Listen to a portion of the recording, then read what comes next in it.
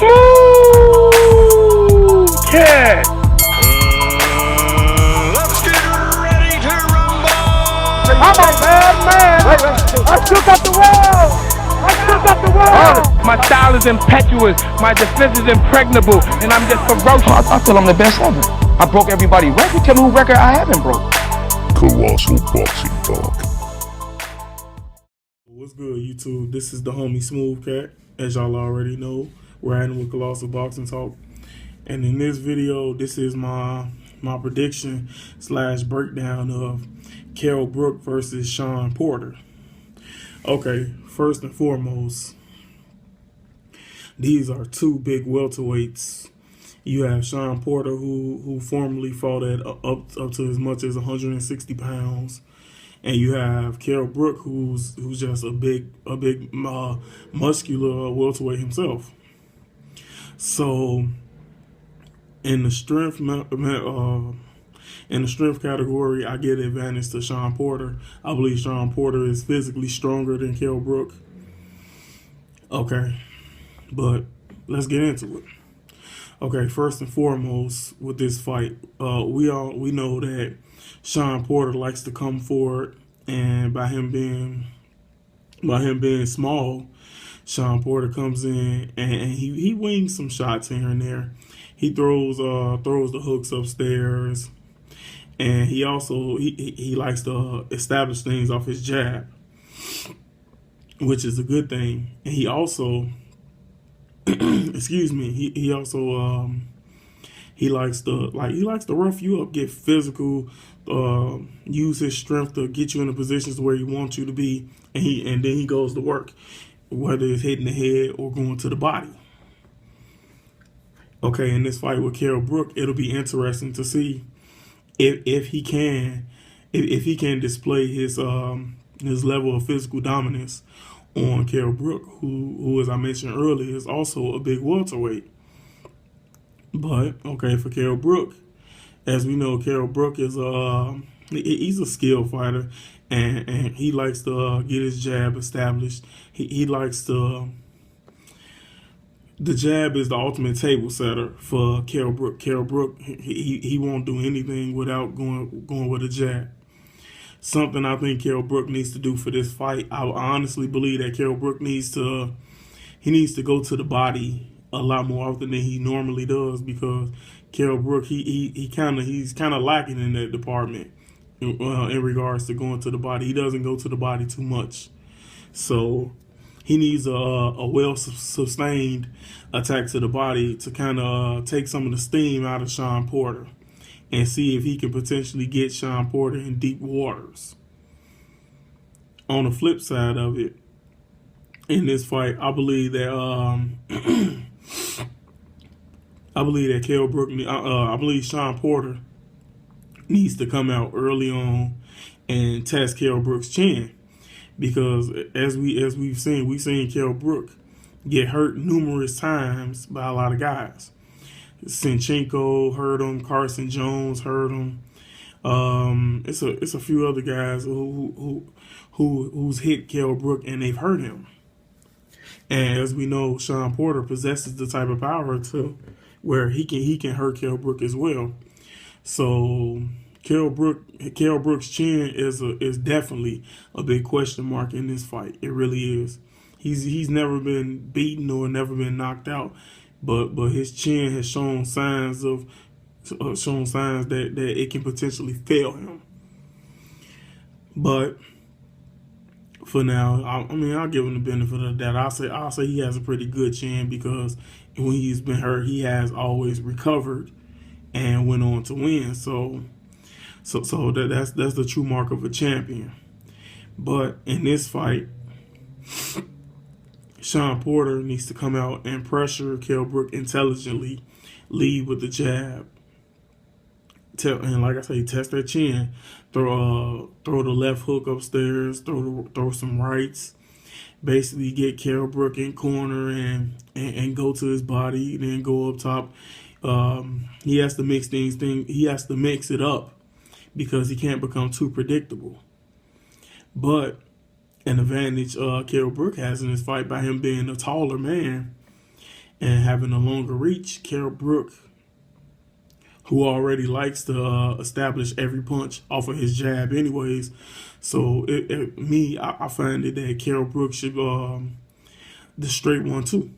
Because what I've noticed, and while I was watching film with Shawn Porter gets hit with a lot of straight 1-2. He gets hit a lot with that combination. But for Kell Brook, because Kell Brook needs to get on his toes in this fight, because like I say, Shawn Porter is going to come in and try to get him in a firefight, and that's not what Kell Brook wants. Kell Brook needs to stay on the outside and force Porter to continue to come to him instead of letting Porter get to him. Also, for Porter, from like I say, from what I see with Kell Brook's chin, Porter needs to also get to the body early, establish a sustained attack to the body early on in this fight as well, and try to see can Kell Brook go the distance, because we've seen a few fights where Kell Brook seems to somewhat gas out after maybe the 6-7 round. We've seen that before. So Porter, as we know, Porter has been in battles with top-notch competition such as Paulie Malignaggi, Devin Alexander. He's fought Julio Diaz twice. So his pedigree is by far better than Kell Brook's thus far. But that doesn't always determine the winner. So, like I say, he needs to have a sustained attack to the body, and like you say, let for him to test Kell Brook's stamina. Let's just see where he's at. Okay, for Kell Brook, like I say, Kell Brook needs to come out early, and first he has to gain Shawn Porter's respect by his power, because as we've seen, Shawn Porter's been hit with shots, and he seems that he has a pretty solid chin, but like I say, with me watching film, I've seen a few times where Porter would get hit, and where he would get hit with that straight 1-2. And so for Kell Brook, like I say, start the fight off establishing the jab, then throw that straight right down the pipe, pivot away. And when Porter begins to cut the ring off, check left hook, straight right hand, bounce away again. Like you say, you have a lot of fight fans say that's not exciting. Kell Brook should sit there and bang with him. That's stupid. Fuck that. You don't sit there and bang with a big puncher. I mean, he's not I won't call Porter an elite puncher, but he's a big puncher back. He's a big puncher, and he can hurt you. So you take the element away from him by pivoting away. And like I say, and you also make him pay for when he throws shots. When he throws those winging shots, Kell Brook also needs to work on that defense, like I say. So when he does throw those winging shots, counter him. You counter him with straight rights and a left hook to the body. And like I say, that's another thing for Brook. Like when he goes to the body, if he gets a sustained attack, he can take some of the power and some of the sting off of Shawn Porter's punches, which will allow him to be able to possibly later on in the fight when he tires down, this will allow him to be able to take the shots a little better. But honestly, like I say, this fight should be pretty competitive. I think this fight is going to be a lot better than what people are predicting. But me, honestly, like I say, I see this fight. I see this fight going to the middle, to the late rounds. I think this one's gonna end with a KO or a TKO, something like that. And from what I see, I believe that Shawn Porter will be victorious in this fight. Shawn Porter, his resume, the guys he's fought, his power, his overall skill level, which gets ignored by a lot of people, will, in my opinion, help him get by Kell Brook. So I have Shawn Porter winning this fight by 8th round KO or TKO. But I think the 8th round is when he's going to get Kell out of there, and that's to show no disrespect to Kell Brook, because Kell Brook is a pretty solid fighter himself.